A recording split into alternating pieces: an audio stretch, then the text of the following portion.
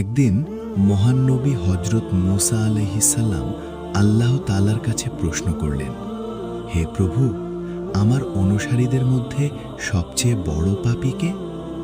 আল্লাহ তাআলা উত্তরে বললেন, যে ব্যক্তি সর্বপ্রথম এই পথ অতিক্রম করবে সেই তোমার অনুসারীদের মধ্যে সবচেয়ে বড় পাপী। মূসা আলাইহিস সালাম অপেক্ষা করতে লাগলেন।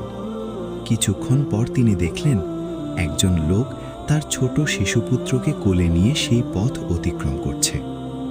মূসা আলাইহিস সালাম মনে মনে ভাবলেন, এই লোকটিই বুঝি সবচেয়ে বড় পাপী। এরপর তিনি আবার আল্লাহর কাছে প্রার্থনা করলেন, হে প্রভু, এখন আমাকে সবচেয়ে নেককার ব্যক্তিটিকে দেখান।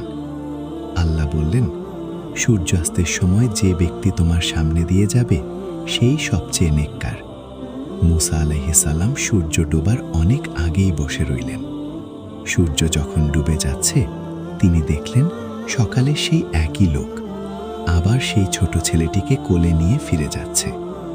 মূসা আলাইহিস সালাম বিস্মিত হয়ে বললেন, প্রভু, একই ব্যক্তি সকালে সবচেয়ে বড় পাপী আর সন্ধ্যায় সবচেয়ে বড় নেককার, এ কেমন রহস্য?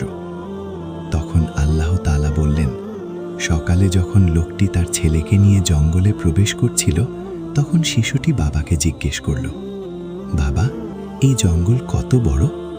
বাবা বললেন, অনেক বড়। ছেলে আবার জিজ্ঞেস করল, জঙ্গলের চেয়েও বড় কিছু আছে? বাবা বললেন, হ্যাঁ, ওই পাহাড়গুলো। ছেলে আবার বলল, পাহাড়ের চেয়েও বড়? বাবা বললেন, হ্যাঁ, এই বিশাল আকাশ।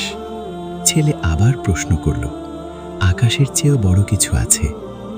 বাবা একটু চুপ করে বললেন, হ্যাঁ, আমার পাপ এই আকাশের চেয়েও বড়। ছেলেটি অবাক হয়ে বলল, বাবা, তোমার পাপের চেয়েও বড় কিছু নেই? তখন সেই মানুষটি হঠাৎ কেঁদে উঠল, ছেলেকে বুকে জড়িয়ে ধরে বলল, আছে বাবা, আমার পাপের চেয়েও অনেক অনেক বড় আমাদের আল্লাহর রহমত।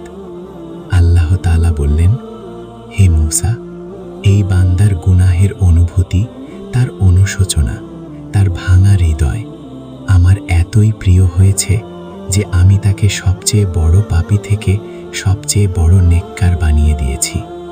মনে রেখো, আল্লাহর শাস্তির হাত থেকে তার ক্ষমার হাত বহু গুণ বড়।